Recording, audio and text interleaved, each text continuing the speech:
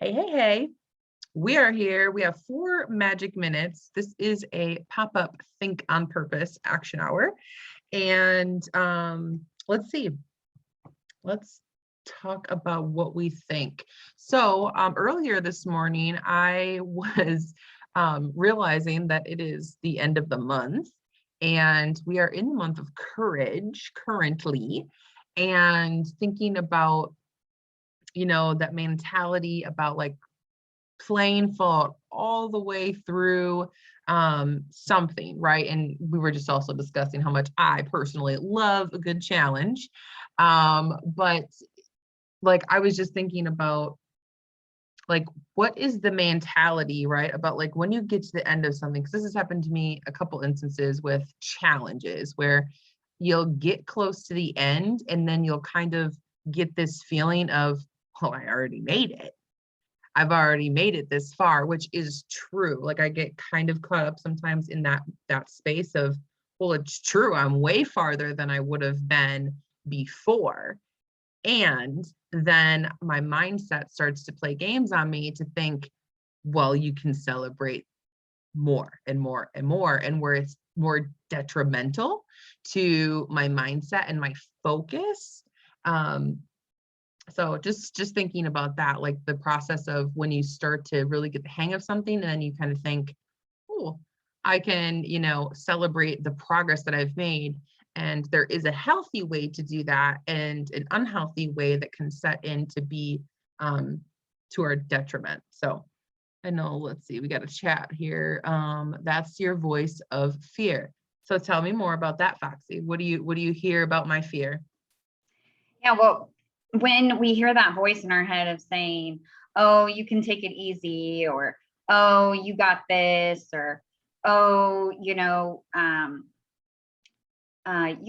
get back to that later," or um, whatever it is, if it's telling us, "Oh, you're not good at this.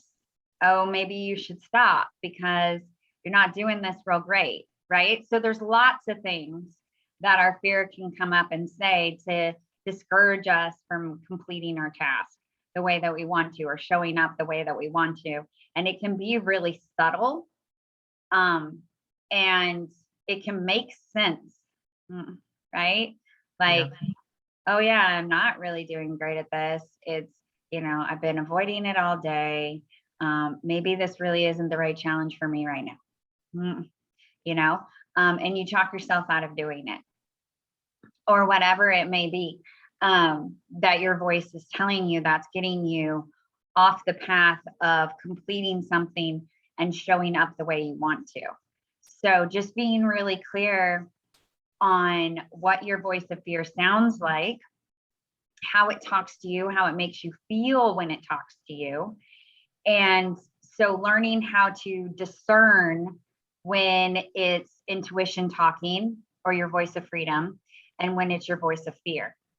And it can get really tricky when your voice of freedom is warning you in a good way, like saying, "Hey, let's pause here. Let's really look at this situation. Is it in alignment with us?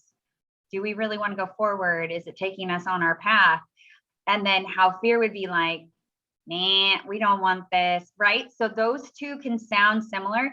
So, really getting clear on the difference between those voices in our head and where they're leading us. And is that really where we want to go? Or how are they encouraging us to show up? And is that really how we want to show up? So, Yeah. yeah, that's our voice of fear. I love that. Um, I was just gonna say that I when you were sharing that for me, I feel like my voice of fear is like the opposite. As in like it's not telling me that I'm not good at something. It's actually more of like a chip on the shoulder. Like you're doing so great, you can relax. You don't have to push so hard, but Yeah. more of like a chip on the shoulder to say, you're doing it, so good job, and you don't have to do anything else, Yeah. like the stopping of that. So It was just Yeah. interesting the way that I'm realizing like how my fear talks to me is not like in a scary, but more of like, it's nice and da da da da. And the fear part is like still playing into that, right? When it's to the negative side of things. So that was Yeah. interesting. Like the whole preaching to the choir, like Yeah. you don't have to listen, you don't have to grow, you don't have to do anything new or stretch yourself because you've already heard all that before. You've done that, you've been there, and you don't need to do more, right? You've done it, you've got Yeah. that, right? So, yeah, our fear can talk to us. Hey, Ellen, our fear can talk to us in lots of different ways. Yeah. I love it. I always love hearing the next layers of our fear and our freedom voice. So thank you for sharing that, Foxy. Okay, we're going to pause here.